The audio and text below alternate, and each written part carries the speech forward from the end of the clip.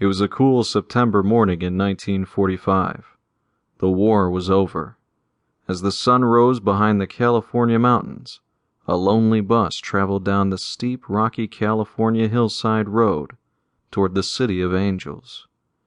Nearly 4 years ago, Will Marks had just graduated from the Los Angeles Police Academy. He was young. He was energetic. He was ready for almost anything. But war soon came to young America, and Will, like so many other energetic young men of just 19 years old, answered the call to serve. The tall, muscular teen stood in the long line outside the recruiting station and joined the Army.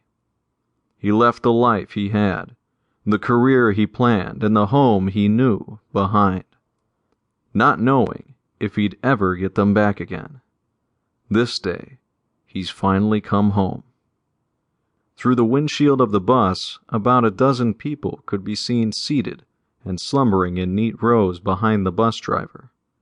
The changing morning light reflected off the approaching ocean and streamed through the windshield, touching each of the passengers gently, as if welcoming them to the waiting city by the sea.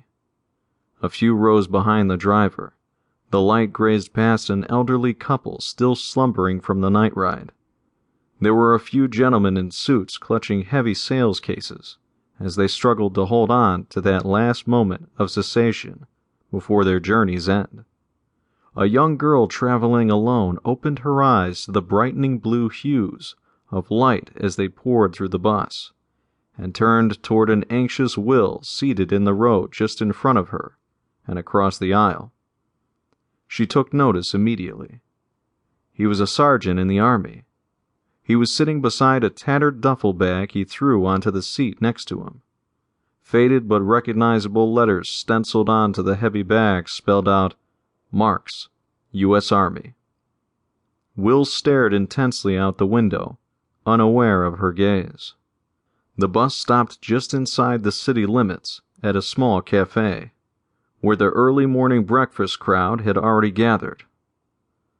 Up the hill, behind the bus, were some of Hollywood's most famous luxury homes, and the sidewalk leading away from the cafe was the precipice of the city teeming with life. Will's gaze was unbroken, as if far away in a place only he could see. The girl tapped the soldier on the shoulder, and he flinched abruptly, but turned to look over his shoulder toward her and smiled. He gathered his bag and placed his service cover on his head and walked toward the front of the bus. As he cleared the stairs of the bus, he glanced once more over his shoulder at the girl and smiled. He began to look around the open parking lot of the station, and his smile broadened. After 4 long years at war, Lucky was finally home. "Hey, soldier!" a voice called out from the mob in front of the cafe. The soldier smiled and laughed lightly. "Hey, hero! Will! Hey there, soldier!" Another voice rang loudly across the mass. There, amidst the crowd of loved ones greeting one another and hungry restaurant patrons pushing through to the cafe, 2 uniformed police officers waved, as if to get the soldier's attention. He shook his head slightly, looking down, embarrassed by the attention the 2 men had earned. To keep listening to this audiobook, I've left you a link in the description so you can do it, at no cost thanks to Audible's 30-day free trial.